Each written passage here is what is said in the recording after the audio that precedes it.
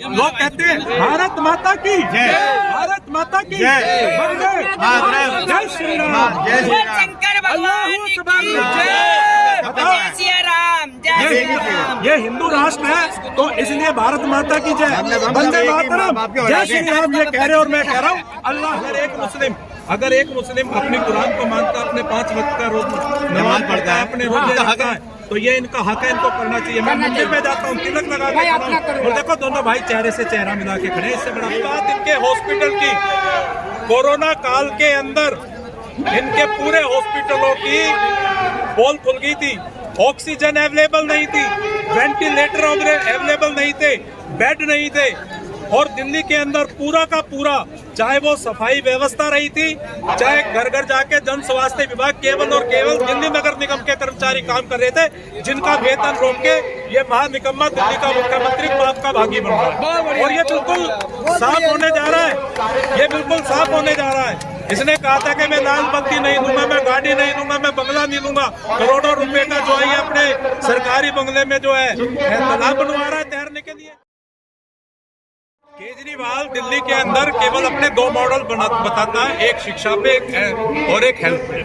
दिल्ली के अंदर 1020 स्कूल हैं सरकारी, जिनमें 700 स्कूलों के अंदर 745 स्कूल के अंदर 11वीं और 12वीं क्लास में ना तो साइंस पढ़ाई जाती है, ना कॉमर्स पढ़ाई जाती है। यानी जब हमारे छात्रों को साइंस नहीं पढ़ाई जाएगी तो कहाँ से डॉक्टर बनेंगे, कहाँ से इंजीनियर बनेंगे, कहाँ से वैज्ञानिक बनेंगे। 700 स्कूलों के अंदर प्रिंसिपल ही नहीं है, 418 स्कूल के अंदर वाइस प्रिंसिपल नहीं है, 22,500 टीचर्स के पद खाली हैं। यानी जिन जिन सब्जेक्ट के पद खाली हैं उन छात्रों की तो पढ़ाई नहीं हो रही। 22,000 गेस्ट टीचर इन्होंने रखे थे, उनको वेतन नहीं दिया, और जिनको ये नौकरी पे से निकाल चुका है। इन्होंने कहा था कि जब हम दिल्ली में आएंगे हम 50 स्कूल 500 स्कूल बनाएंगे, एक भी स्कूल नहीं बनाए इन्होंने, सिर्फ कमरे बनाए हैं। और उन कमरों के अंदर भी इन्होंने जो है 28-28 लाख का एक कमरा बनाकर बहुत बड़ा घपला किया है, जिसमें जो इनके शिक्षा मंत्री हैं, दिल्ली के मुख्यमंत्री और शिक्षा मंत्री मनीष तिवारी, वो बिल्कुल जेल में जाना है, शराब में भी जाएगा, एजुकेशन में भी जाएगा। और इन्होंने कहा मैं 20 कॉलेज बनाऊंगा, एक भी कॉलेज नहीं बनाया। आज ये कहते हैं कि यूजीसी के बिना कॉलेज नहीं बना सकते, कि यूजीसी के अंडर में आता है, तो तुमने वादा क्यों किया। और रही बात इनके हॉस्पिटल की, कोरोना काल के अंदर इनके पूरे हॉस्पिटलों की पोल खुल गई थी, ऑक्सीजन अवेलेबल नहीं थी, वेंटिलेटर अवेलेबल नहीं थे, बेड नहीं थे, और दिल्ली के अंदर पूरा का पूरा, चाहे वो सफाई व्यवस्था रही थी, चाहे घर घर जाके जन स्वास्थ्य विभाग केवल और केवल दिल्ली नगर निगम के कर्मचारी काम कर रहे थे, जिनका वेतन रोक के ये महानिकम्मा दिल्ली का मुख्यमंत्री पाप का भागी बन रहा है। और ये बिल्कुल साफ होने जा रहा है, ये बिल्कुल साफ होने जा रहा है। इसने कहा था कि मैं लाल बत्ती नहीं दूंगा, मैं गाड़ी नहीं दूंगा, मैं बंगला नहीं दूंगा, करोड़ों रुपए का जो है अपने सरकारी बंगले में जो है तालाब बनवा रहा है तैरने के लिए। और आजकल प्राइवेट एयर लाइंस के अंदर जो जाके ये गुजरात में उतरता है, कभी पंजाब में उतरता है, कहाँ से आ रहा है वो पैसा। ये देशद्रोही जो हमारे देश को तबाह करने वाली विदेशी एजेंसी है, ये उनका दलाल है।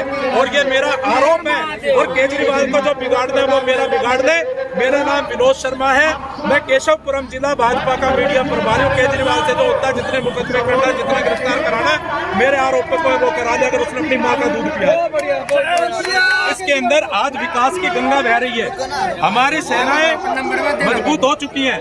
पहले ये बाहर से हथियार खरीदते थे, उसमें दलाली खाते थे, लेकिन नरेंद्र मोदी जी के आने के बाद आज हमारा हेलीकॉप्टर बन रहा है, हमारा फाइटर जेट बना है, मशीन गनें हमारी बन रही हैं, गोला बारूद हम बना रहे हैं, तोप हम बना रहे हैं, और हम बना नहीं रहे हैं, अब हम विदेशों को बेच भी रहे हैं। अगर सिलेंडर के 1053 की जगह 2053 भी दिए तो हम देंगे,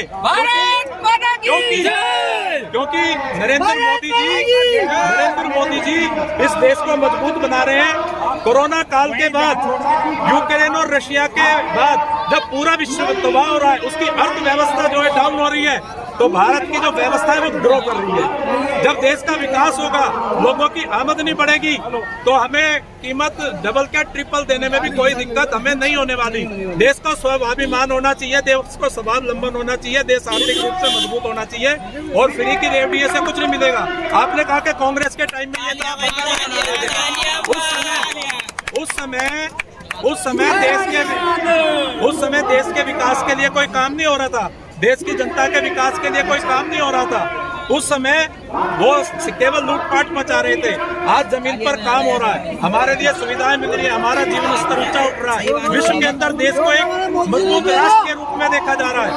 तो ऐसे में इन चीजों का कोई फर्क नहीं पड़ता। और अगर हम सरकार को टैक्स देंगे तभी तो हमारे लिए नए नए उद्योग स्टार्टअप और ये पैदा होंगे। राहुल गांधी जी जो है भारत जोड़ो यात्रा पर निकले हुए हैं, उसको लेकर क्या कहना चाहेंगे?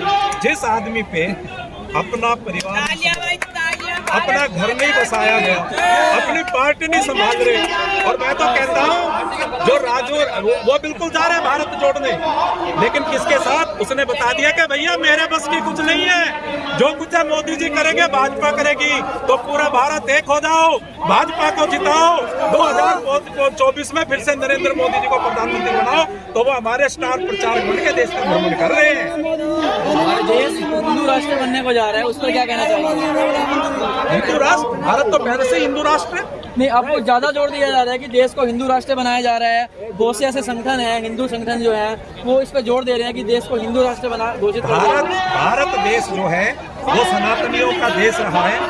हर धर्म को, हर संप्रदाय को, हर विचारधारा को अपना के हम चलने वाले हैं। हिंदुस्तान के अंदर जितने भी अलग अलग धर्म को मानने वाले लोग हैं, सभी कन्वर्ट हैं। और भारत जो है इसको हिंदू राष्ट्र बनाने की जरूरत नहीं है, ये तो अपने आप में हिंदू राष्ट्र है। और हिंदू का मतलब क्या है? हिंदू एक ऐसी विचारधारा जो हमें जीना सिखाती है, जो भाईचारे को सिखाती है। जहाँ भाईचारा होगा, भाईचारे का मेल मिलाप होगा, समझ लो। शंकर भगवान की जय, सच्चे दरबार की मियाँ जी, मैं कहता हूँ केजरीवाल को स्पीकर दीजिए। जो मैंने कहा कोई बात गलत नहीं। हिंदुस्तान गुलदस्ता है, इसमें सभी तरह के फूल लेते हैं। और आप इस बात को मानोगे? अब मैं मुसलमान हूँ, ये हिंदुओं देखो कंधे हाथ है मेरे, ये प्यार है। तो ये कौन लोग हैं जो इस एकता को जो है तोड़ने की कोशिश कर रहे हैं? राजनीति वाली बातें सारी, ये राजनीति वाली बात, हम किसी नाम नहीं लेते ना वैसे ले रहे हैं, मगर ये राजनीतिक बातें जो भी चल रही है। हिंदुस्तान वसुधैव कुटुंबकम। लोग कहते हैं भारत माता की जय, भारत माता की जय, जय श्री राम, जय श्री राम। शंकर भगवान की जय, जय सिया राम, जय श्री राम। ये हिंदू राष्ट्र है, तो इसलिए भारत माता की जय, वंदे मातरम, जय श्री राम ये कह रहे और मैं कह रहा हूँ अल्लाह अकबर। तो यही हिंदू मायने ये है कि अल्लाह सबसे बड़ा है। तो जो ये नफरत फैला रहे हैं ये लोग कौन है? क्यों देश को बांटना चाह रहे हैं? जब दिख रहा है कि ये जिन लोगों की दुकानें बंद हो चुकी हैं, जो इस देश को लूट रहे थे, जिन लोगों की दुकानें बंद हो गई हैं देश में लूटपाट की, वही लोग भ्रम फैला के भाई को भाई से जुड़वाने का काम कर रहे हैं। और ये हम भाई मिलके है ना इन्हीं की कुटाई करेंगे। क्या मियां जी? जो गलत चलेगा उसका साथ नहीं देंगे, उसको कुटाई करेंगे। भारत माता की जय, भारत माता की जय, भारत माता की जय, भारत माता की जय श्री राम। केजरीवाल को स्पीकर दीजिए। बताइए साहब, कुछ बोलना चाहेंगे? सर, जैसे हिंदू राष्ट्र को घोषित किया जा रहा है, कई ऐसे उनमें ये बताया, अब जैसे देश को हिंदू राष्ट्र बना रहे हैं सनातनी लोग हैं, ऐसे में ऐसी फिल्में जो आ रही हैं, आपने भी जैसे अभी कंट्रोवर्सी में चल रही है, आदि पुरुष जो है कंट्रोवर्सी में काफी चल रहा है, उसमें हिंदू जो हमारे देवी देवता जी हैं उनको गलत तरीके से दिखाया गया है, उस पर क्या कहना चाहेंगे? बोयकॉट सही है वो?